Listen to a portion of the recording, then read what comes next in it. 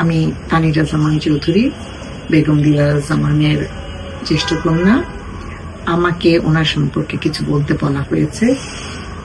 তো বলতে গেলে তো অনেক কথাই বলতে হয়, তো সবটা এত অল্প সময়ে বলা সম্ভব না। তো মা হিসেবে বলতে গেলে আমি বলবো উনি একজন আদর্শ মা। উনি আমাদের দুই বোনকে যেমন আদর, স্নেহ, মমতায় লালন পালন করেছেন, তেমনি কঠিন অনুশাসনের মধ্যে আমরা বড় হয়েছি। উনি ভীষণ ব্যস্ত একজন মানুষ ছিলেন।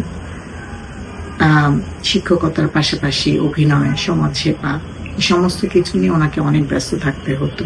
কিন্তু তারপর সংসার এবং আমাদের দুই বোনের যত্নের প্রতি কোনো অবহেলা তার মধ্যে কখনো ছিল না।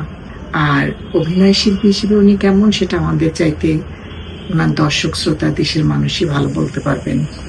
যখন যেই চরিত্রে অভিনয় করেছেন সেটাকে উনি সেভাবেই নিজের মধ্যে লালন করেছেন। এইসব দিনাতি নাটকে যখন তিনি অভিনয় করতেন তখন মানুষ তাকে চিনত শফিকের মা বা টুনির দাদি হিসেবে। আবার তিনি যখন অয়ময় অভিনয় করেছেন মানুষ তাকে চিনেছে মির্জার মা হিসেবে।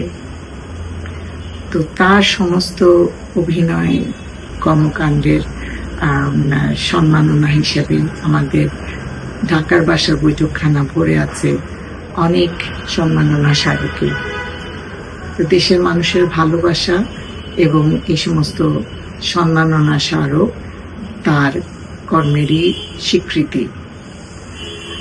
আর ব্যক্তি হিসেবে তিনি কেমন সেটা আমার চাইতে ওনার সহকর্মীরা বা ওনার আশেপাশে যারা থাকেন তারাই ভালো বলতে পারবেন।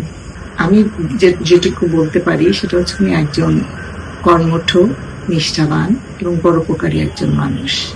এ কারণে তিনি ওনার আশেপাশের সবার কাছে ভীষণ প্রিয় একজন মানুষ।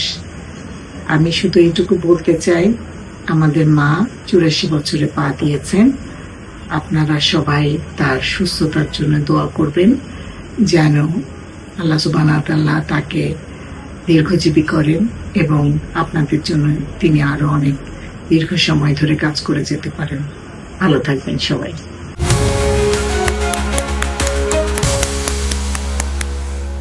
তাও ভালো, তাদের অভিযোগগুলো বলেনি। কিন্তু খুব রাগ হয় যে কেন তুমি একা ওখানে থাকো, এখানে আমাদের কষ্ট, আরামে থাকবে না। আমার শিকড় এখানে গেঁথে গেছে, এখানেই ভালো, এখানেই থাকবে।